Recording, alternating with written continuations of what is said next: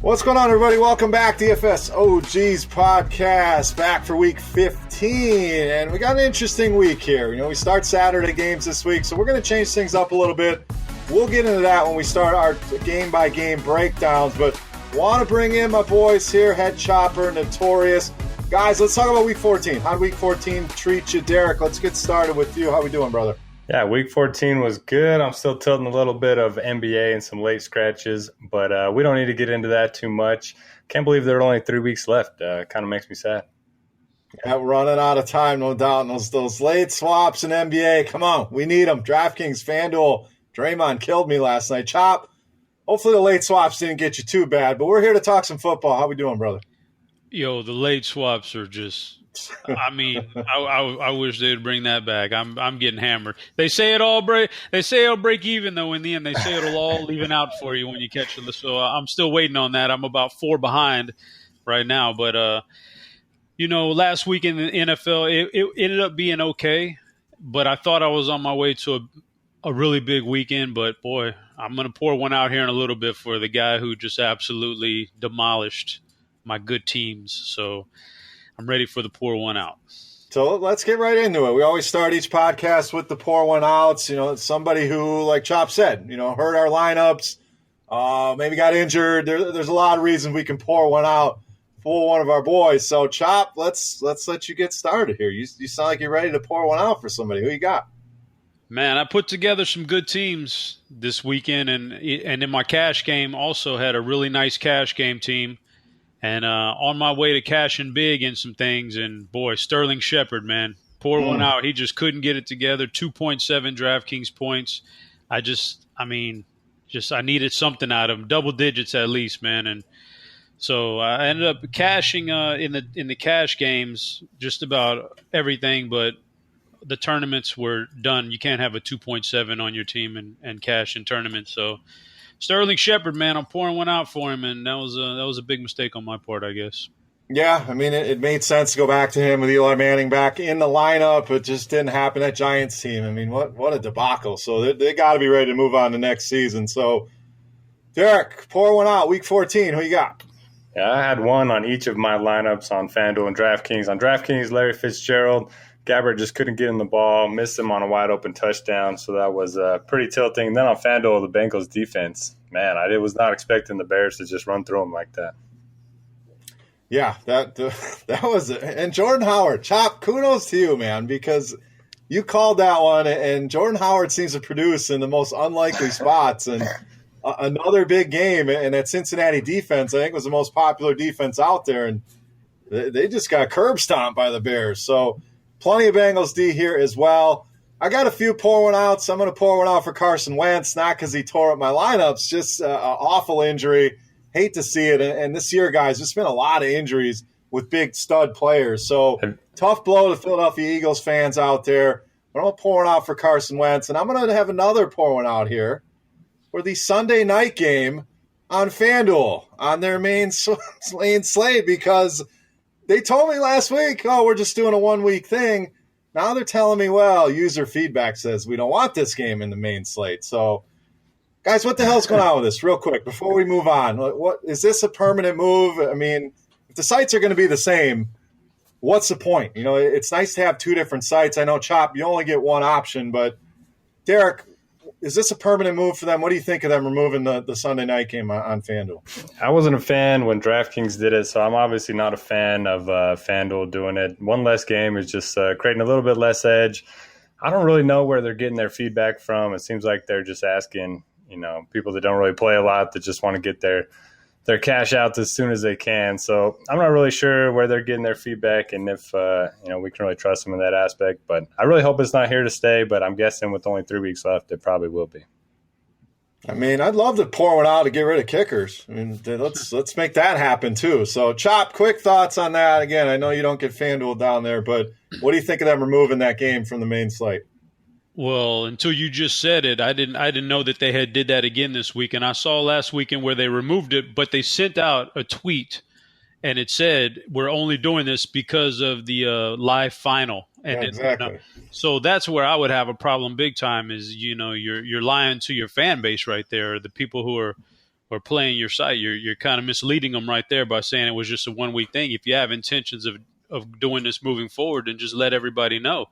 But yeah, I don't. User feedback, I don't buy that anymore. And the user feedback is just a survey I think they hand out around the office, and the guys know how they should be checking the box. So I think that's their user feedback. I would like to have one site at least keep the Sunday night game and have some variety there. But I guess everybody wants to condense everything down and throw these primetime slates up there. But you know what? If they're filling up and they're making money, I can't blame the sites.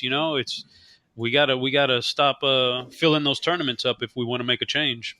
That's true. You let your voice be heard, and that's how you do it with the wallet. So it's hard not to be transparent. It's only 17 weeks. I mean, it's hard to just take a stand. But yeah, I get what you're saying. Just wish the sites would be more transparent and just tell us, hey, we're making the change. We'll see how it goes instead of all this blah, blah, blah, user feedback. Come on. That's some BS. But all right, let's move on. And what we're going to try here, it's something new. So you guys let us know if you like this, you like the old way. But with this Saturday game starting, we got 2 games on Saturday, 1 on Thursday. Rather than going game by game through all these, we're going to give our favorite plays out of the 3-game slate for Thursday and Saturday. We'll do the same at the end, kind of cover the primetime slate as one thing and spend a little bit more time on the main slate. I think that affects everybody. These little slates in the beginning, the end, sure, a lot of people play them, but I don't think we need to go game by game. So, guys, let's cover your favorite quarterbacks, running backs, wide receivers. Chop, great idea, bringing it to the table here. So, the 3 games on this slate: Denver and Indy, Chicago at Detroit, Chargers at Kansas City. So, Chop, let's get started with you real quick here on quarterbacks. Not a lot of interesting names in this group. So who stands out of these 6 teams at quarterback for you this week? Matthew Stafford is the guy I look at. I think it's coming back home now. Stafford is the guy that I'll have on if I'm playing these 3 games right here, which I will be because me and Derek had just noticed that in the lobby for Saturday there's a $1 million tournament on DraftKings for the 2 games. It's unbelievable. So Matthew Stafford is the guy I think I got to roll with this week out of all these 6 quarterbacks right here. All right, Derek, how about yourself? And you can include that Thursday game if you want. You can just stick to Saturday, but who's your quarterback out of these 6 teams? Yeah, I probably won't have much exposure at all to that Thursday game, even if I'm playing the Thursday to Monday slate. Not a lot of interest in that game in general. I was tempted to say Phillip Rivers just because that offense is humming right now. We know the Chiefs' defense has been struggling against the pass lately, but I believe they've had 10 straight home games where they've held opponents under 20 points or something crazy like that. So that'll definitely be put to the test this week against the Chargers. But I'm going to agree with Chop. I think Stafford's the play here. At home, looked pretty good last week dealing with that hand injury. He's got a ton of weapons around him. And, if Abdullah is out again, they're just going to continue to throw the ball a bunch. So I like Stafford quite a bit in this 2 games. Yeah, I think I'm going to make it a clean sweep here and then go with Stafford. Rivers just feels a bit too overpriced at $7,200. I don't mind Alex Smith either. You look at the numbers from last week, say, kind of let us down. Well, hit 2 touchdowns basically to Travis Kelce that didn't, one was cut short, one was a penalty. So it could have been a much bigger day. And I know that Chargers secondary, very, very good, but the Chiefs offense just looks so much better these last couple weeks. So he's intriguing at 5,900. I think that's about it, though. There's not much else to really go to. I agree, Derek, that Denver-Indy game, just not a lot to offer at any position. But let's hit on running back. Derek, we'll get started with you here on running back on this 3-game slate. Who you got? Is there a more tilting running back in the NFL than Kareem Hunt? I mean, I've faded him the first 5 weeks. I was like, these 80-yard touchdown runs can't continue every week. And he was getting them with 50 seconds left in the 4th quarter. And then price finally started to come down a little bit, so I started playing him. And then, of course, he did nothing. And last week, decided to fade him for the first time in weeks, and he ends up having the big game. I ended up playing Alex Smith, of course, who had a couple touchdowns to Kelce that were just 1 yard off or so. So anyway, that's just my tilt around Kareem Hunt. But I do think he's viable here at home against the Chargers. Their pass defense really good. Their run defense isn't great, so I don't mind Hunt. Probably not going to be playing Melvin Gordon. I know he's a guy that relies on relies on workload over efficiency, and I just don't really know if they're going to be able to get it done against the Chiefs on the road. So I like Hunt and then Riddick quite a bit if Abdullah ends up being out again.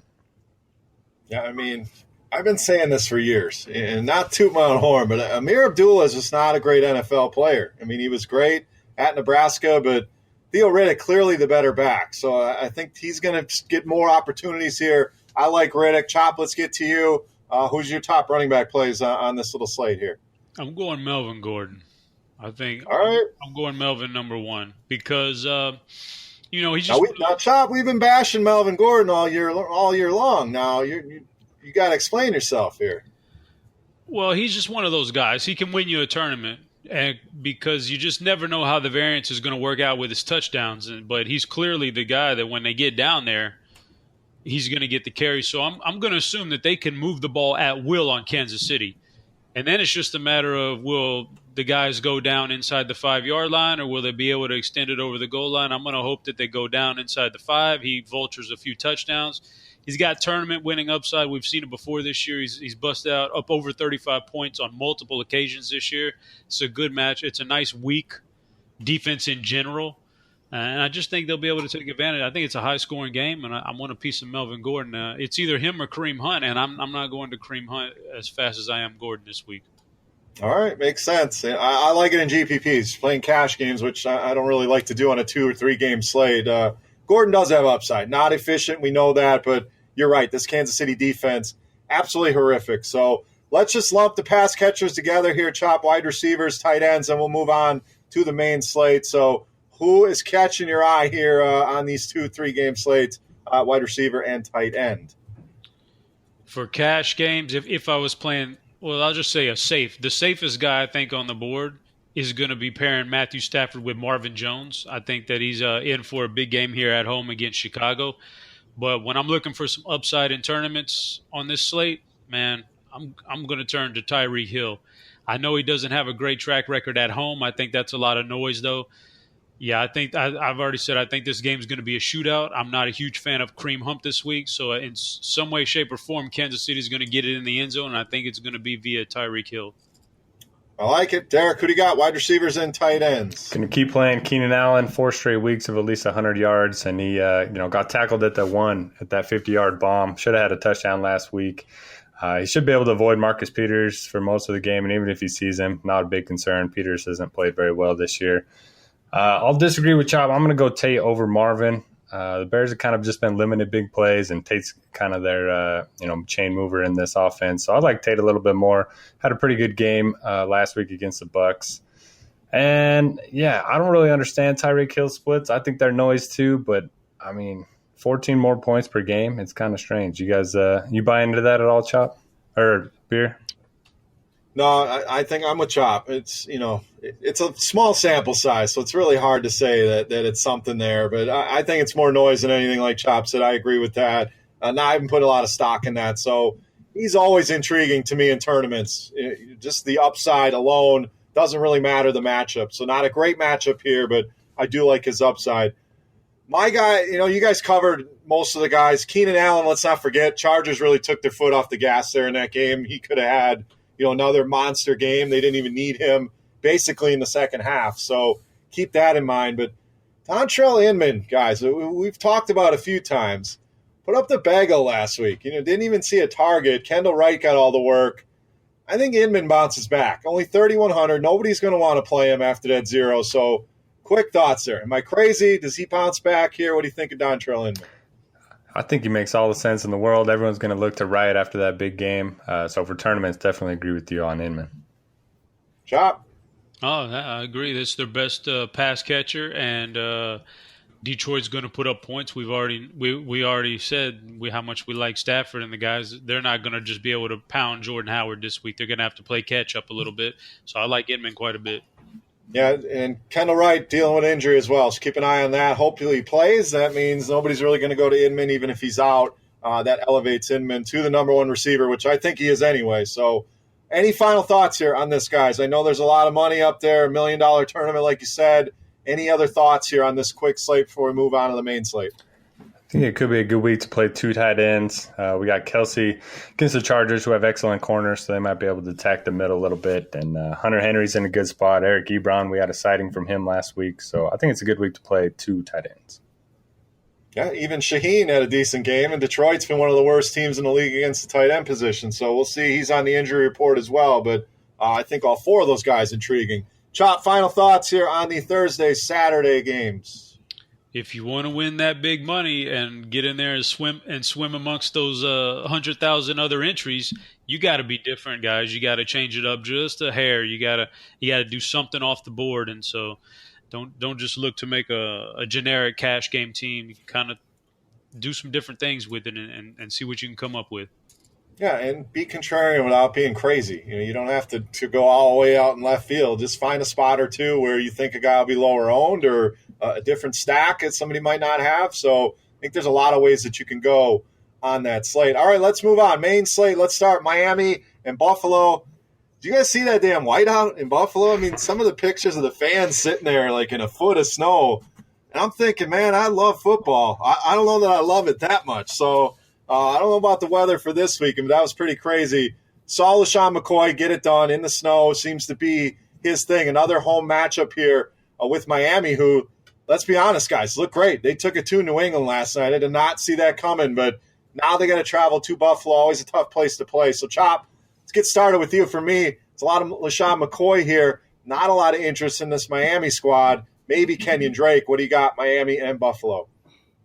Yeah, I sure hope it snows again, man. I don't. That was awesome. That was an awesome game to watch, and I mean, I've never seen it like that where you're literally they take a step and they sink shin deep or knee deep into snow. I've never seen it like that. It built up fast. That was pretty awesome to watch. But I got these. I hate to bring season long into it, but man, we're in the meat of the playoffs here, and man, I'm facing Kenyon Drake, so I'm hoping it snows about 2 feet in Buffalo that day, and he's just stuck in neutral because I just lost Carson Wentz, so I'm in trouble anyway. But I think it's all about the running backs in this game. Period. I don't know what the weather's going to be like, but it is Buffalo and it is December, so I wouldn't doubt if we see more cold, nasty weather. So, and with Tyrod being out, Peterman got banged up last week. Certainly, Joe Webb's not going to come in here and light a candle for the passing game for Buffalo. So it's McCoy or bust on that side. And on the other side, if the weather's bad enough, Jay Cutler, I don't think he's necessarily a guy who wants to get out there and do snow angels anymore. He's an older guy and came back to get his money, and I don't think he wants to play in the snow. So I'd lean on Kenny and Drake again. So I think it's all about the running backs in this game. Yeah, I faced Kenny and Drake this week in the playoffs, Chop, and on my side I had Brady and Cooks, and it didn't go so well. So, yeah, sitting on the sidelines here, so a little angry at Kenny and Drake, but what a game, man. I mean, look at this guy, 48 carries over the last 2 weeks, 11 targets. Derek, does it continue here in Buffalo? Again, not the greatest matchup, but they want to get this guy the ball, and he's looked good. That spin move he had looked great, so McCoy, Drake, what do you got here at Dolphins, Buffalo? Yeah, I love the running backs in this game, both of them.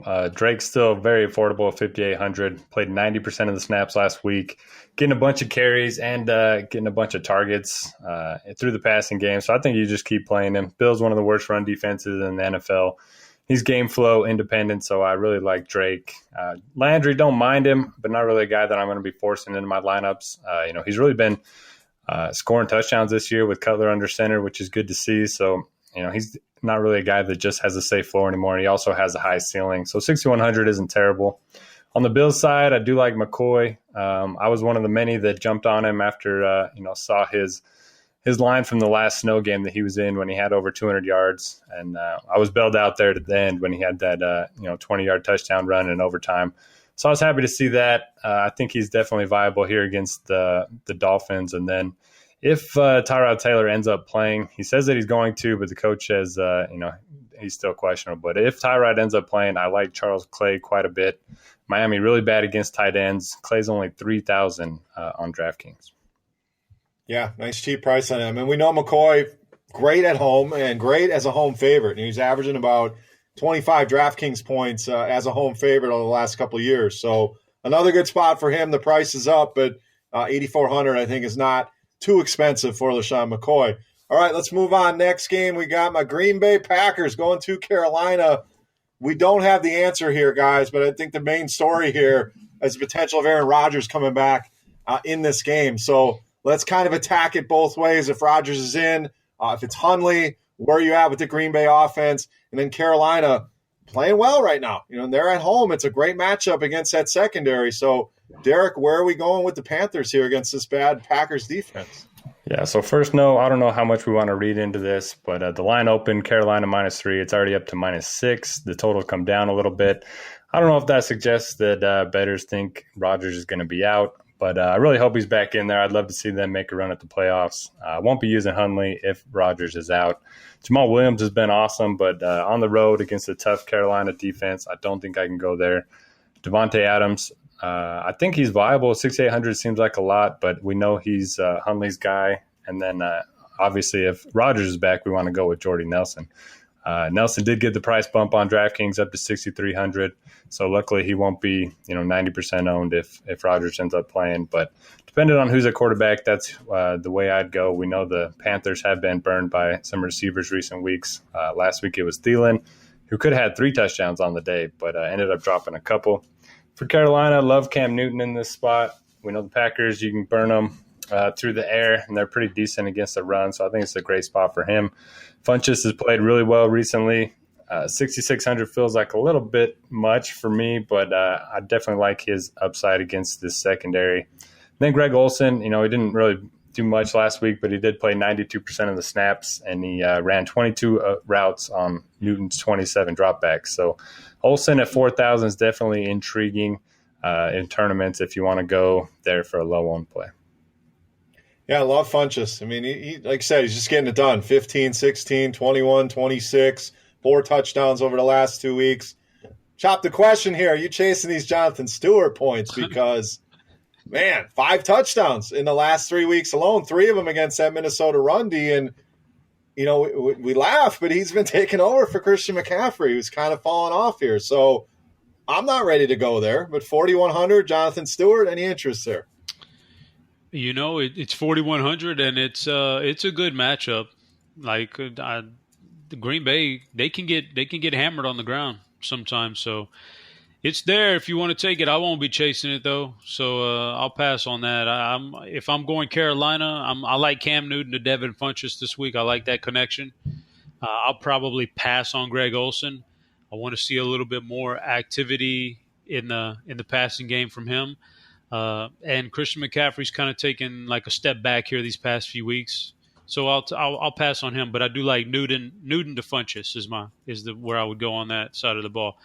On Green Bay, there's a lot that's hinging on this Aaron Rodgers, man. It's going to be very interesting because obviously if he plays, I'd fire him up, and I'd fire up Jordy Nelson in a lot of contests too, and I'd even sprinkle in some Devontae Adams, who was already kind of taking over for Nelson anyway, and if Hundley ends up starting, though, if there's no Aaron Rodgers, then Nelson is off the board. Nobody else is viable except for Devontae, who I still think, even with Hundley at quarterback, is a top-notch receiver this week against Carolina's defense. So I'm on Adams regardless. But, Aaron Rodgers would swing me to Jordy Nelson a little bit. And as good as Jamal Williams has looked, and Aaron Jones is nice too, I probably don't want to take a running back against this Carolina defense. Yeah, I agree. Williams has been great, no doubt, but he's had some good matchups now on the road in Carolina. I don't know that I want to go there. And this Carolina secondary, I'm glad you brought them up. They've really been struggling here, especially against big wide receivers. So you nailed it. If it's Hundley, I'm interested in Adams. If it's Rodgers, it's going to be Nelson. And kudos to DraftKings for pricing up Jordy Nelson, expecting Rodgers to be back. So an intriguing game, and I think rostering Rodgers is the big question. Are we ready to go there or not? Chop, you seem ready to go. I hesitate a little bit on that against this Carolina defense. Derek, where do you come out if Aaron Rodgers is a starter? Do you lock him in, or do you have any hesitations there? I think I'd rather play Newton over Rodgers, but I would be interested in Jordy Nelson, definitely. All right, next game for us, guys, Baltimore and Cleveland. So, two teams, not a lot of offensive fireworks here, Derek. So where are we going here? We know the Cleveland defense is not playing well at all. Baltimore, Collins looks amazing, guys. That is one fun running back to watch play. So That's probably the most interested I have in this game would be Alex Collins up to $5K. I don't think that's expensive enough. So could have had a much bigger day. Buck Allen stole them touchdowns. So Derek, Baltimore, Cleveland, what do you got? Yeah, my third and wrong is going to be on Alex Collins. I was not expecting this much production from him. He was seeing 40% of the snaps for most of the year, and he's just been awesome. One of the leaders in yards per carry, looking really good. And he's actually had 2 catches or more in 4 straight games. So even on a full PPR site, got to bump him up a little bit. We know the Browns' run defense looks good when you look at the DVOA, but they've really been struggling in recent weeks. Last week they struggled against Jamal Williams. A couple weeks ago they struggled as well. So I think this is an attackable defense. This is a spot where they are going to be playing from ahead. They're 7-point favorites. So I think Collins is firmly in play at 5,000. Don't want to mess with Flacco or his receivers. For the Browns, I think you just fire up Josh Gordon again. He's seen 48% of Chop's favorite stat, air yards. And which currently leads all wide receivers. 48% of the Browns' air yards. Antonio Brown has 46% of the Steelers' air yards. Just a stat that I thought I'd throw in there for Chop. And did you see his tweet? Appreciate it. Yeah. Wasn't he talking junk to somebody? Yeah, so, one of the Green Bay corners? Yeah, he said, great win for them, but let's be serious. Considering several of our disadvantages as a team, this kid couldn't hold my jockstrap on my worst day. And he added him. I mean, he's probably right. I think he was talking to Demarius Randall. So I love it. I love some Josh Gordon. I'm going to bang the same drum I banged last week, and Corey Coleman is still a viable option in my opinion. 6,800 for Gordon. 4,400 for Coleman, who outproduced Gordon last week. So I have some interest there in the cheap chop. So Gordon, Coleman, any interest there? And then Alex Collins. I agree with Derek. I love watching this dude play. So 5K, is he of interest to you against Cleveland? Yeah, Alex Collins is fine because there's just nobody else I would want to take on this offense. I mean, they just don't pass the ball with any kind of effectiveness this year. So I don't want any Flacco, Macklin, Wallace. I think it's all garbage. Alex Collins is the only one who I would even think about rostering, so I guess that puts him in play. And for Cleveland, I think the passing game is in play here. You mentioned Coleman and Notorious mentioned Gordon. I think they're both fine, man. I would even think about double stacking with Deshaun Kaiser. It just depends on the weather. That weather last week I think threw some things off. And so I'm not going to hold any of that against them. If there's better weather this week, this is a Ravens team that lost Jimmy Smith. And then the first game without him last week, they give up 500 yards to Ben Roethlisberger. So I think they can be passed against. Maybe this is a trend that's going to start here, and we're going to see it over the next few weeks. And maybe we can get on board now before everybody catches on and starts playing offenses, passing games against Baltimore. So I'll take a shot on Gordon, Coleman, and Kaiser this week, but I don't want any of those running backs. Yeah, tough to trust either of those guys. Corral look good, but it's pretty much a split workload there. So I'll stick with the passing game there. I agree with you. Next game for us, guys, Houston and Jacksonville. We get the TJ Yates experience going to Jacksonville. So biggest question here, Chop, can you go back to DeAndre Hopkins? 7,700. He's gotten it done in tough matchups. Patrick Peterson got it done. Now has to deal with Jalen Ramsey, who might be the best of the best at the cornerback position. So address that. Where are you at on Hopkins? And then the Jacksonville side, I find very intriguing, both Fournette and the passing attack. I think there's a lot of plays here. Even Blake Bortles might be in play for me against Houston. So Chop, Houston, Jacksonville, who you got? For Houston, I'm not going to touch anybody here. I don't think DeAndre is going to be on any team I make this week. And this is a guy, I'm not biased against him because, when I looked up last week, I started building rosters and all of a sudden I looked, he was on like 60% of them and I wasn't even expecting that going into lineup building on Sunday morning. But this matchup, I don't want any piece of with TJ Yates at the quarterback position. So guys, and also, we could definitely pour one out for good old Steven Anderson, who was supposed to come through with this monster game. But I'm definitely not intrigued by any of that. So I'll pass on Houston altogether. I think Jacksonville's really going to lay the wood on these guys this week.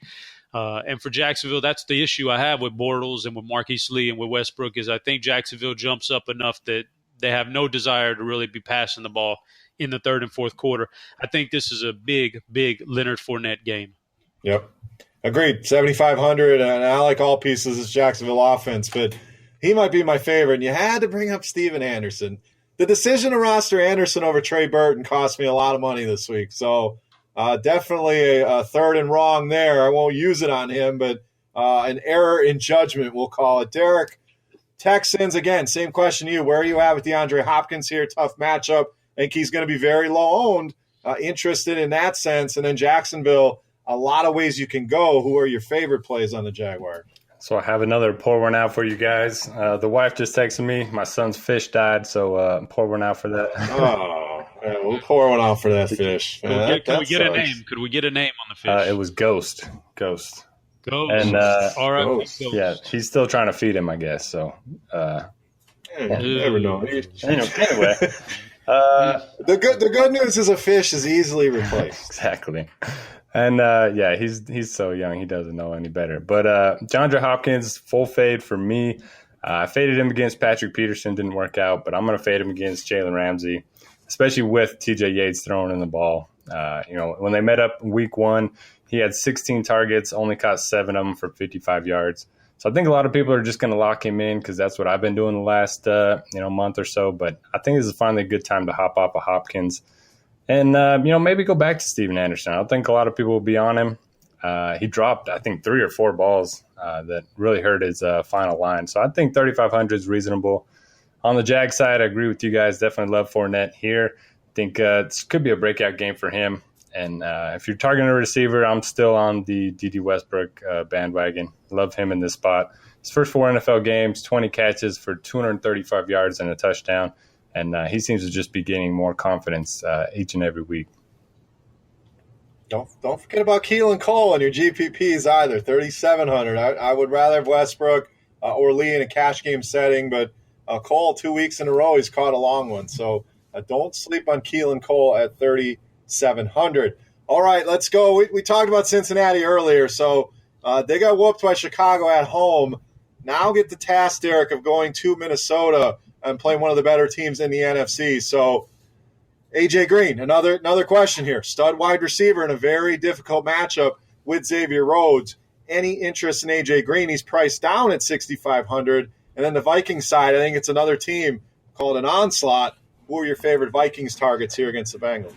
Yeah, for Cincinnati, definitely be keeping my eye on the injury news on Joe Mixon. If he ends up being out, I think Bernard has some appeal in tournaments, but 5,300, definitely don't think he's going to be a core play for me.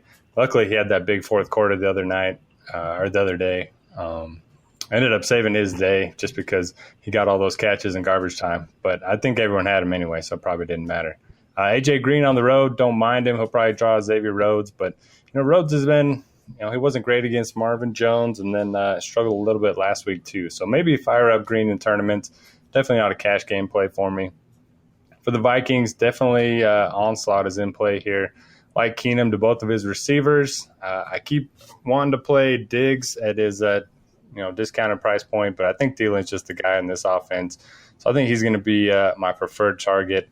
And I probably won't be targeting the running game, even though they are big favorites. They're pretty much split in time back there. They're both 4,800 and 4,900 on DraftKings. So I don't love them, but I don't hate them either.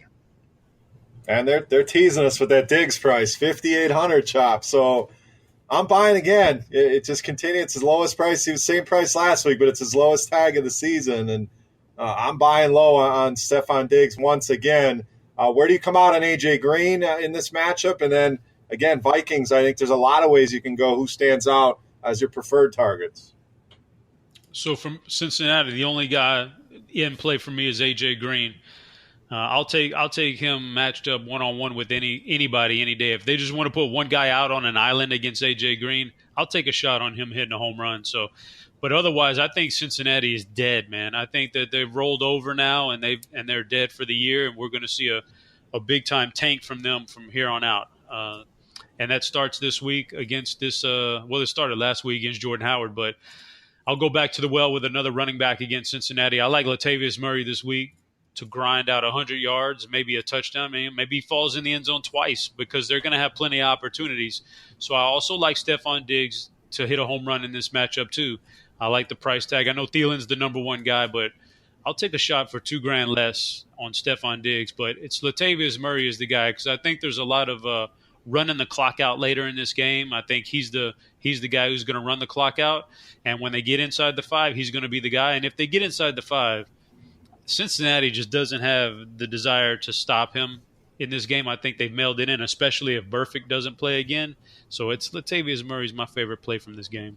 Yeah, it's a great call. I mean, they're 10, 11-point favorites depending on where you look. So we know we want our running backs at home. We know we want them as favorites, and you get that here with Latavius Murray. And ownership should be low. You know, he hasn't had a big game in a while. People seem to prefer McKinnon. He's $100 cheaper. It's not a huge discount, but I think people will go there. So love that Latavius Murray call. Let's move on. Jets and New Orleans. And do another pour one out here for Josh McCown. The guy was playing probably the best ball of his career and, you know, lifting up this Jets team, and we didn't expect to win a game and making them respectable. Now, Chop, we get Bryce Petty in this offense. So I think a lot of people are just going to write them off. New Orleans, huge favorites here. The big question, I guess, here is Robbie Anderson, who has been great. Let's not forget, he was great with Bryce Petty last season, too. I mean, those two had a great connection. So I'm not ready to write him off. In fact, I think he's a viable option here if they're playing from behind at 5,600. I really like the upside there for Robbie Anderson. Talked about Minnesota onslaught. New Orleans is going to be able to do whatever they want here. So what Saints do you want? What are you doing with Kamara, Ingram? A lot to break down here with the Saints. And what do you think of Robbie Anderson? Yeah, Robbie Anderson's the only guy for the New York Jets that I even vaguely want to touch this week, and I would probably want to have more exposure to the New Orleans defense than to Robbie Anderson. I think he's in play, but I'm not going out of my way to roster him. For New Orleans, it's all about New Orleans here, and I think it's all about the running game, and then you got to narrow it down between the two, and for me, it's going to be Mark Ingram because, yeah, this is already like a 15-point spread, or 16. It's up to 17 in some spots. Is it? Well, there you go. It's going to be a blowout, I think, and that's going to be Mark Ingram time. Kamara's not necessarily the clock grinder. That's Ingram. So I want some Mark Ingram here more so than anybody else. And we've seen Drew Brees this year absolutely 100% be content with just letting his running backs do all the work. I'm not falling for the Brees trap this week. So I don't want Brees. I don't want Thomas. I don't want Ginn. I want the running backs, and I'm going to narrow it down to Mark Ingram. You guys think Kamara could be lower owned? You know, probably burned a lot of people, not only in daily, but in their season-long playoffs. Any interest in Kamara being a low-owned option? I agree, Chop. I want Ingram. I think he's the hammer. But if you can get a low-owned Kamara, 8,600 is a lot to pay. So you're more interested in Ingram. Derek, where do you come out on these running backs? And then the Jets side, any interest in that Jets offense? Hate to go against you guys, but I'm going to go with Kamara. Before getting hurt last week, he outsnapped Ingram in 3 straight weeks. He's got the fresher legs. If they're good up by, 20, I don't think they're just going to have Ingram out there the whole time. So I think Kamara, got a little bit more upside in him. If they end up seeing similar, number of touches, I'll side with Kamara every time. That's just a prediction on my part, but I think both are definitely viable. I'll have exposure to both of them. Maybe a sneaky tournament play, Ted Ginn. I think this could be a game where they just, pound it, and then take a couple of deep shots down the field. We haven't seen a big game from him in a while, so I don't mind that in tournaments. For Robbie Anderson, I was really hoping he was going to get a great matchup this week because, like you guys mentioned, Bryce Petty and him, were pretty good together last year in their 3 games. Anderson had 4 for 61 and a touchdown, 6 for 99, and then 4 for 80 and a touchdown. But he'll probably get the Marcus Lattimore treatment, which does scare me a little bit. So I agree with Chop. I'd rather play the Saints defense against this Jets offense. Yeah, Anderson, it wouldn't be a cash game play. Tournaments, I agree. Lattimore is legit, but that connection is there. Any worry with these Saints as far as the blowout goes? So as far as cash games, Chop, are you looking at these guys in cash, or is a 17-point spread too worrisome for a blowout?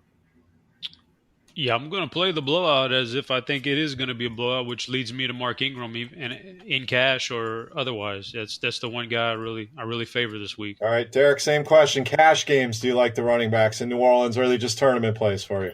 Yeah, I think you can play them in cash. I haven't been doing it the last few weeks, but this is definitely a game where we should be able to predict how it plays out. And if that's the case, definitely a good spot for both of them. So I think you can use them in cash, which is the first time I've said that in a while.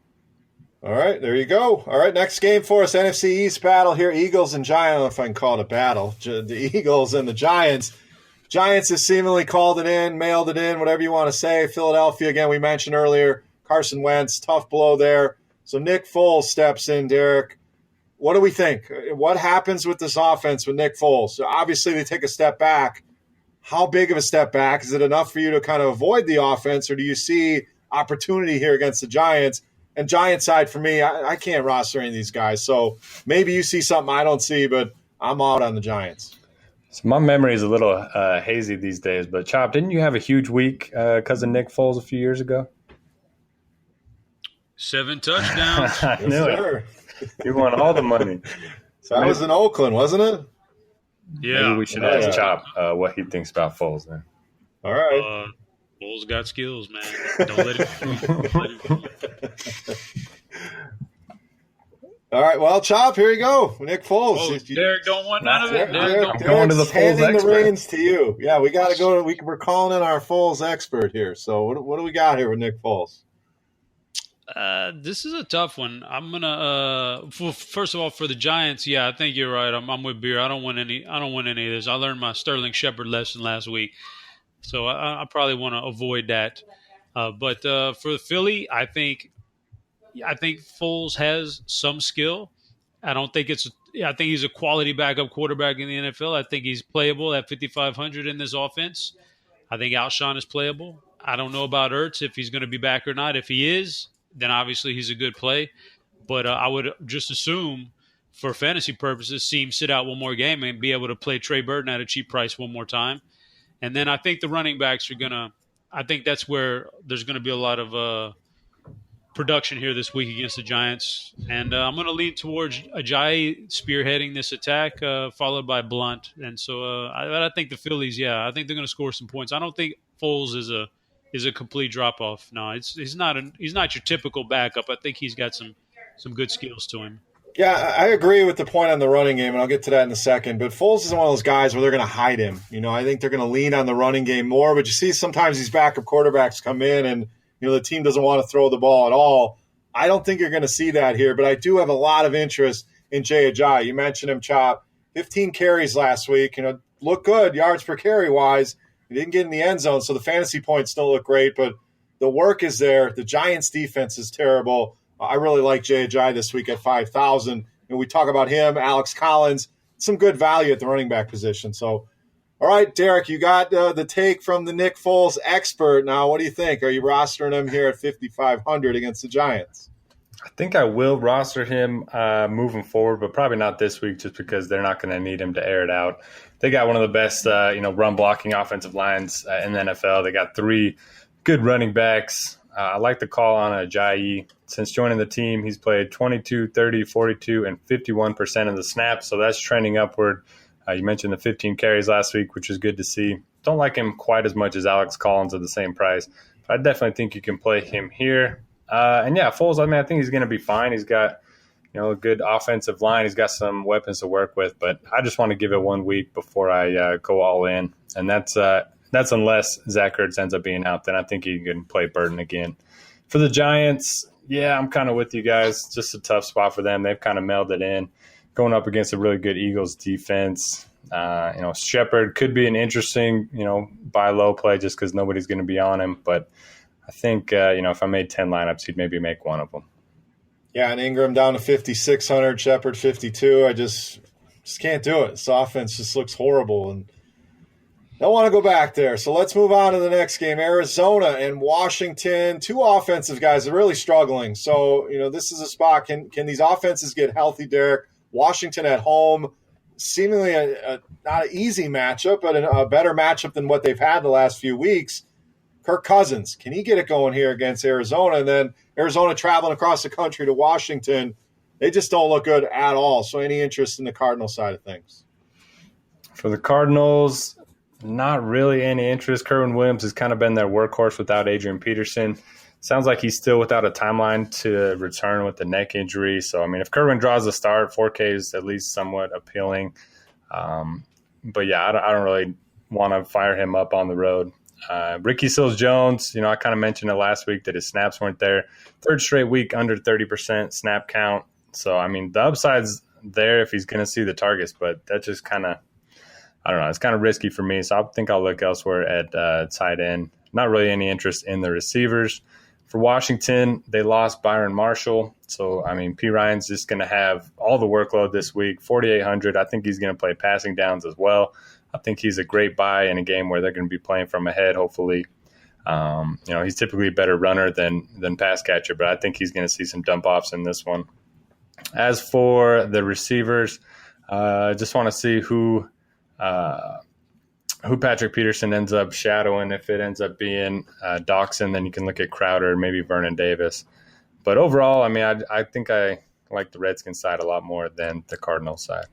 Yeah, I definitely agree with that. There's a lot of people talking about Blaine Gabbert and Cash last week, Chop. So what do you think of Arizona here in Washington? And can this Redskins offense get it going at home? Arizona just looks like a good fade to me altogether. Just, the only one that I would even remotely think about is Larry Fitzgerald, but I don't want to do it. I don't want to take Fitzgerald at this point in the season when Arizona has really nothing to play for. So I want to fade Arizona. For Washington, I want to take Kirk Cousins.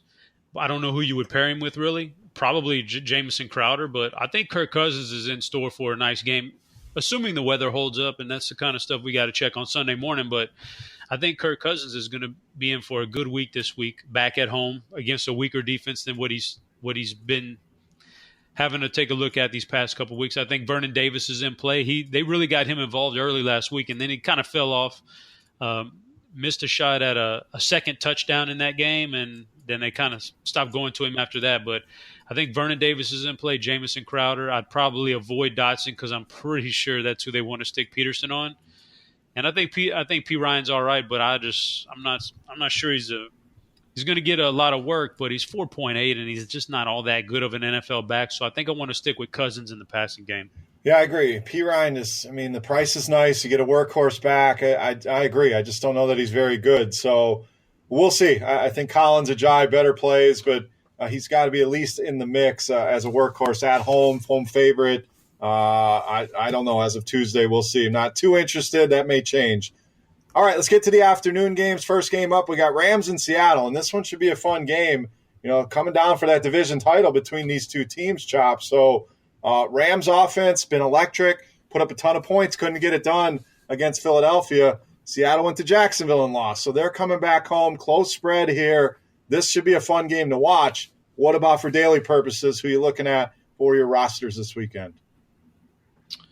The Rams, I think this is a very good game. But for the Rams, Gurley's always in play. The price tag is not rising enough. Like, he's probably more than just an 8.3 guy, and I think he was 8.1 last week and 8.2 the week before that. So I think he's perfectly fine, going to get plenty of workload, and they're trying to win these games. With Robert Woods coming back this week, that's a very, very good. This is very good news for me if I want to roster Sammy Watkins, which I do. Watkins is the cheapest of this trio of receivers, and I think he's the kind of guy who will burn Seattle.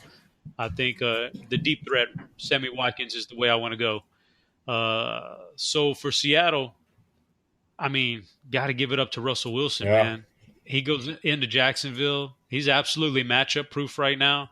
He's going to tear the Rams apart. He's probably, I would say, easily my number one quarterback this week at home like this.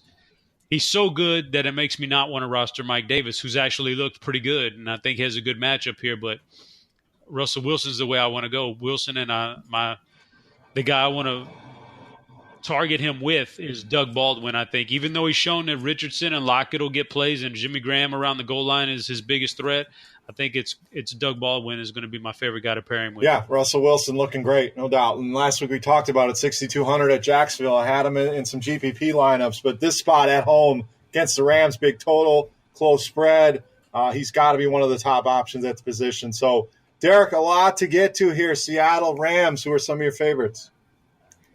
So we know a matchup can, inflate fantasy production, but Jared Goff has some of the biggest splits in favorable matchups versus bad matchups this season. His last 3 favorable matchups, he scored 31, 30, and 24 fantasy points. Last 3 tough matchups, 10, 16, and 15 fantasy points. So I don't really want to play him here on the road. I do like the Sammy Watkins call by Chop. I think that makes a lot of sense. Only 4,800. Definitely like that in tournaments. Going to keep playing Gurley. I know you guys made room for me on the bandwagon, so I appreciate that. He's a top 8 fantasy back in 10 of 13 games this season. You just keep playing. He has a high floor and a high ceiling. Russell Wilson on the other side, he's on pace to have the 8th best fantasy season of any quarterback all time, which is pretty crazy. I think you can play him naked. I don't think you really need to pair him up with his receivers just because he does so much with his legs, and he can spread the ball around a little bit. He's my top quarterback as well of the week. And I do think I'm going to take another shot on Mike Davis. He's looked good the last 2 weeks. They know they want to just have one guy in this backfield. McKissick's more of the pass-catching back. So if they're playing from ahead, I do think Mike Davis is going to get a lot of work. And 4,000 is definitely a reasonable price against the Rams who have struggled against the run. Yeah, I mean, Davis, I think, will go overlooked. Everybody looking at Wilson in the passing game, so I like that call as well. All right, New England and Pittsburgh, guys. A lot to get to here. Derek, lead us off. Tons of plays you can go with, Patriots and Steelers. All right, so Tom Brady just didn't look right in that game against the Dolphins. We'll have to see, if he's all right and good for this game. I imagine he's going to play, but just something to keep an eye on throughout the week. I probably don't want to play him on the road against Pittsburgh, but angry Tom Brady typically plays well. It's worth noting Steelers are expected to have Joe Hayden back. Their pass defense was shredded the last couple weeks without him, so that should be a boost for them. As far as the receivers, I'm not really sure who to pair him with outside of, is Gronk going to be back this week, right? Yeah, just a 1-game suspension, so he'll be in there. Yeah, I think Gronk's probably my favorite guy to pair him with. But I don't know if I want to play Brady. I mean, for $300 cheaper, you just play Wilson at home against the Rams. On the Steelers side of the ball, this is finally looking like the offense, where you can play Ben, Bell, and Brown together and, have big weeks. And they're finally not playing in the night game, which is nice. I think it's been 4 or 5 straight weeks that they've played, not on the main slate. So I'm excited to get them in the mix. I love Bell. I love Brown. I'm going to play them together in some lineups. I'm going to play them separate in a lot of lineups. And, I think both guys are awesome plays this week, and that's about it. Yeah, you can stack a Pittsburgh. A lot of, if you had that stack the other night, you could have went even Jesse James in that bad boy and won all the money. So Brady, Chop, I think that's the interesting question. He just looked horrible. The pass rush was really getting to him. So can you go back to that? Well, the easy answer is I'll go to Russell Wilson. I agree with Derek. That's the play, but I think that's what everybody's going to do. Interest level in Tom Brady in a GPP setting. Well, just on sheer points, I think Tom Brady's the number 2 guy this week behind Russell Wilson. Just on sheer points, not factoring in salary. And in GPPs, that's absolutely worthy of it because you just never know what Russell may end up doing. You just never know. So, yeah, this is a great game for Tom Brady. This game sets up to be close, high scoring, lots of impact on the playoffs for this game. So, and then we just saw Tom Brady get smoked on Monday Night Football. He's going to be mad, and we just got to love playing Tom Brady. He's got all his receivers and tight ends healthy and running backs. This is going to be a game that they pass the ball quite a bit, and I think he's going to have a big game. So I think Tom Brady's number 2 on the entire board this week. So I think he's a great GPP play. And as far as his receivers, I can't really pick one that I want to pair him with. Maybe Gronkowski, but that's expensive, and I don't like using tight ends that are that expensive. So, I mean, maybe you go Cooks because Cooks was so bad, this past Monday night that maybe he rebounds here. And Chris Hogan didn't necessarily look all that great either, but he hasn't been healthy. So I would probably lean towards Cooks as the guy I pair him with. And on the other side, it's a pretty easy scenario. You could fire up the big 2, Bell and Brown. I probably don't want Roethlisberger at this price tag, but Bell and Brown as a stack in any format, cash games or tournament, is always a great strategy in a game that you think is going to be close and high scoring like this.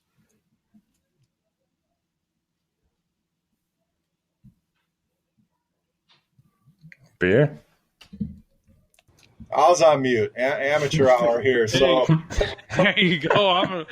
So I just wanted to put you guys to the test and see what was going to happen if I wasn't here. So I thought you were going to step out and get a beer. We're going to pour one out for you. No, I'm here. Not yet. Not yet. Can't write me off yet. So the question I was asking you, Chop, while I was on mute, like a dum-dum, you got to pick one, Bell or Brown. Who is it? And I know you can get both in lineups and in stacks. That's what you want to do. But if you have to prioritize one over the other, I think that's a question a lot of people have to ask themselves each and every week. Is it Bell? Is it Brown? Antonio. And if I have to pick one, it's Antonio. And in that scenario, it's not even close because Belichick has shown in the past that he's willing to let Antonio do whatever. And that's not going to beat him. But he wants to bottle up Le'Veon Bell. So I'll take Antonio. Derek, same question. If any wide receiver to play at least 3 games, Antonio Brown has the biggest air yard percentage on his team. Air yards, Chop. Air yards. And, Bell. I play Bell on the road more, Brown more at home. All right, I'm with you guys. It's Brown for me, especially with the value at running back. We've talked about guys like Collins, Ajayi. I think you can go cheap there. I'll load up on Brown. Forget Chris Hogan had that big game against Pittsburgh back in the AFC Championship, I believe it was. A couple touchdowns in that game. And New England's a favorite in this game, which kind of surprised me. Kind of a disrespect there for Pittsburgh, in my opinion. But looks like New England -3, huge total here. Definitely a game you're going to want to get exposure to here on the main slate. All right, let's move on. We got one more game, then we'll hit the primetime slate and wrap it up. We got Tennessee and San Francisco here, Chop. Marcus Mariota, I mean, is it time to mail it in on Mariota? I don't know if he's injured or what, but he does not look good. San Francisco playing much better, playing with confidence. Is this an offense you have some interest here against Tennessee, who, let's face it, has been bad against the pass pretty much all season long? For Tennessee, I'm probably going to pass on Mariota this week, although it wouldn't surprise me if he has a big game. It's a good matchup, but he's had some good matchups and hadn't been able to take advantage of them. I think he's okay, but there's so many good quarterbacks. It's opportunity cost. I don't want to pass up on a huge game from Russell Wilson or somebody like that. Don't want the running backs. They're just completely splitting carries unless something happens, in-game injury, and I don't want to take a chance on a running back that's only going to get 11 or 12 carries like Henry and Murray both get every week. I think Rashard Matthews is the play at wide receiver. That's the guy I want. Delaney Walker's not a bad stack with Mariota either. On the other side, I'm going to use my third and wrong on Jimmy Garoppolo. I thought he was just like a system guy in New England that started a couple games and people were getting way carried away on him. But he's actually looks pretty good here as a starter for really a bad team, basically. And he's looked very viable. So I was wrong on Jimmy. Maybe he's got what it takes to be a good NFL quarterback. I think this is a good matchup for him. I love the pairing with Marquise Goodwin. That looks like a very nice pairing moving forward. And I think this could be a good Carlos Hyde week, sneaking in there with some receptions out of the backfield. He's got the workload, hasn't been able to really get too many goal line carries lately, but I think that's going to change this week. And when they get down on the goal line, they'll give it to him, and I think he gets in the end zone. Yeah, the passing offense looks much better, obviously. They can't get much worse than what they've been rolling out there. But Goodwin and Garoppolo look great. I'm going to use my third and wrong. I asked you about Mariota, Chop. That's my third and wrong just on the season. Really expecting more. Again, I don't know if it's an injury or what, but only one game over 20 DraftKings points this season. So really hard to go there, even in an up-tempo game against a bad defense. Derek, where's your interest level at Marcus Mariota? And then the San Francisco side, Garoppolo, Goodwin, Hyde. Who are your plays over there? Chop brought up a great point in opportunity cost.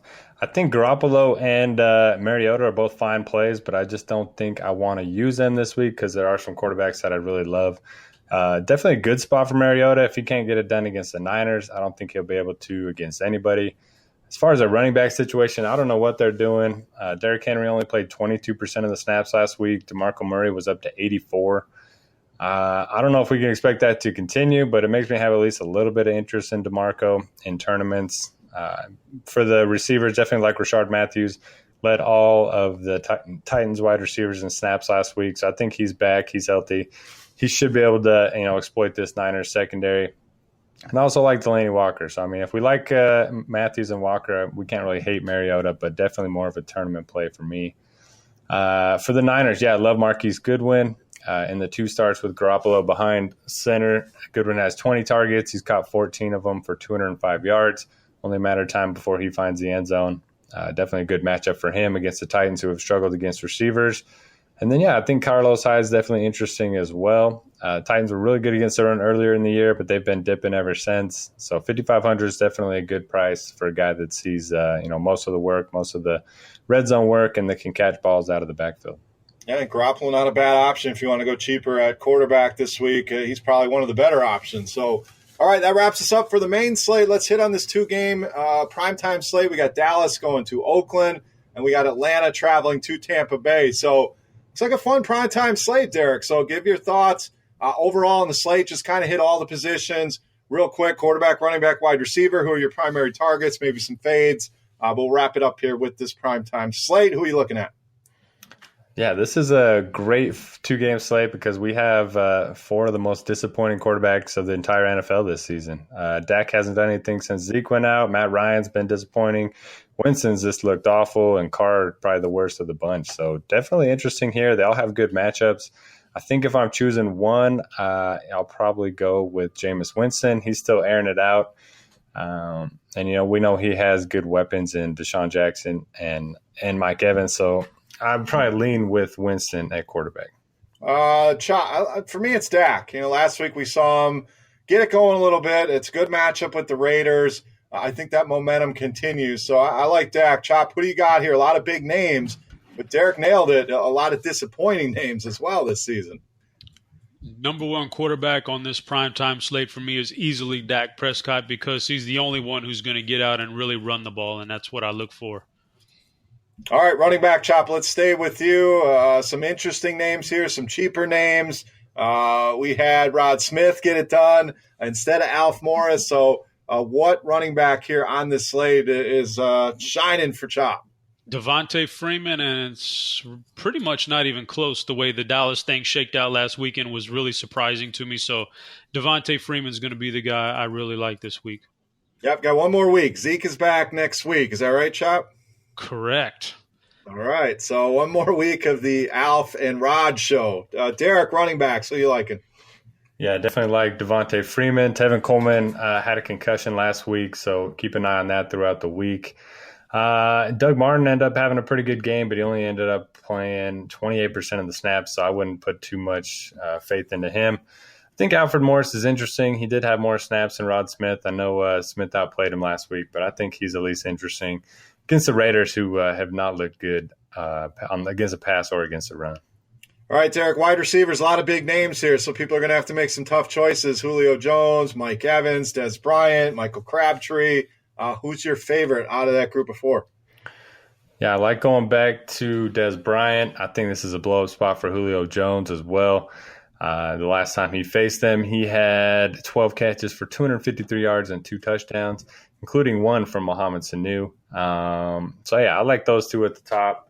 Cheaper options, I think Deshaun Jackson's interesting. Mike Evans will probably get true font, so that could open things up for Jackson a little bit. Although last week we saw Slay shadow Deshaun Jackson, which was kind of interesting. And Evans still couldn't get anything done. But, so I like Dez, Julio, and Deshaun. Chop, same question. You got Julio, Evans, Dez, Crabtree, and Evans is interesting. He's another guy, kind of like we talked about those quarterbacks, who've been very disappointing this season. I don't think anybody's really going to go even on a 2-game slate. I don't think his ownership's going to be very high. So hit on those receivers, interest level, and Mike Evans as maybe a contrarian play. Contrarian, yeah, but I'm not investing too much more into Mike Evans. This seems like I think he's mailed his season in. He can't even get it done in good matchups, and that's not like Mike Evans. I think there's something wrong. Dollar for dollar, my favorite wide receiver on this primetime slate is Michael Crabtree. He's the guy that I'm probably going to push the lock button on. All right, tight ends. You got Jared Cook, Chop, Witten, the Tampa Bay guys. We've seen O.J. Howard kind of emerge. Brait had a big game, then fell off a cliff last week. Where are you going at the tight end position?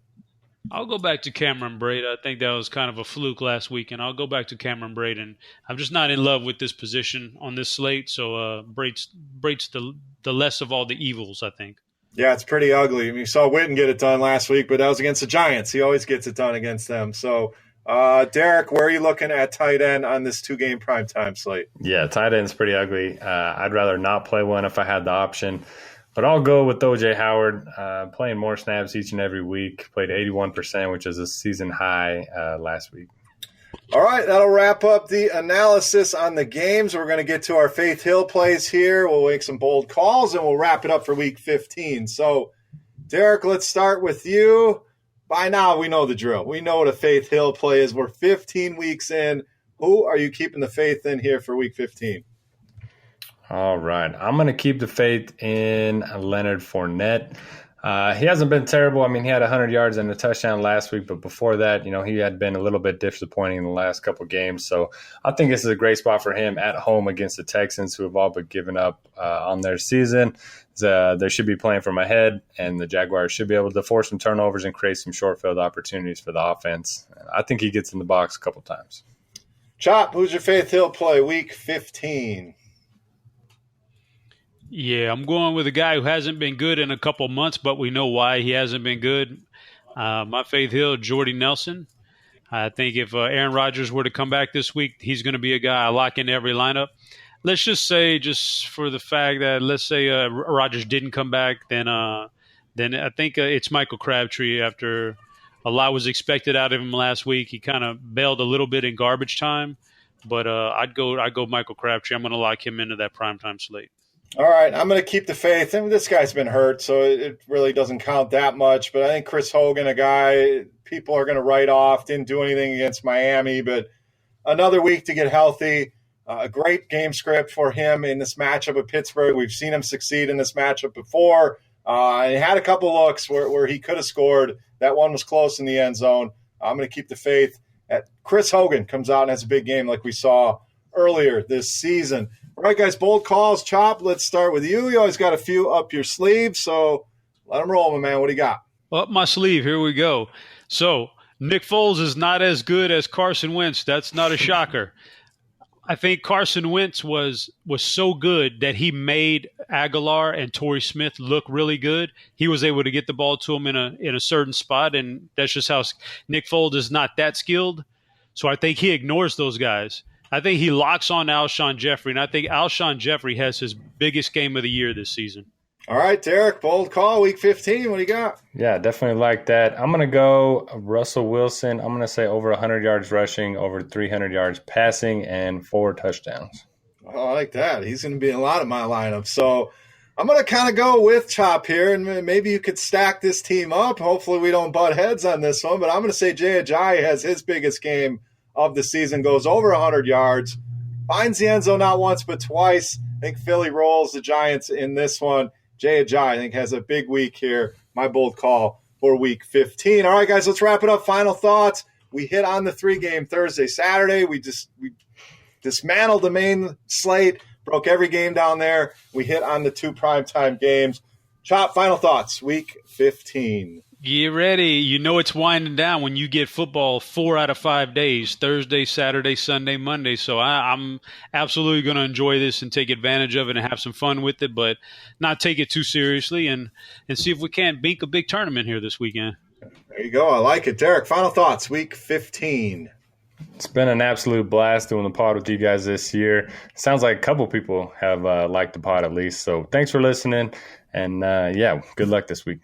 Yeah, absolutely. I echo Derek's sentiments there. Love doing the pod. We appreciate the feedback from everybody out there. And Week 15, a lot of different slates you can play. So pick your spots. You're running out of weeks to play, but have some fun like Chop said. Don't overdo it, but a lot of football to watch here. Always a fun time of the year once the playoffs get started, playoff races, and daily big tournaments are out there. Have fun with it. Let's wrap it up. Week 15, guys. Again, appreciate you guys tuning in. For Chop, for Notorious, I'm Beer. We are out of here.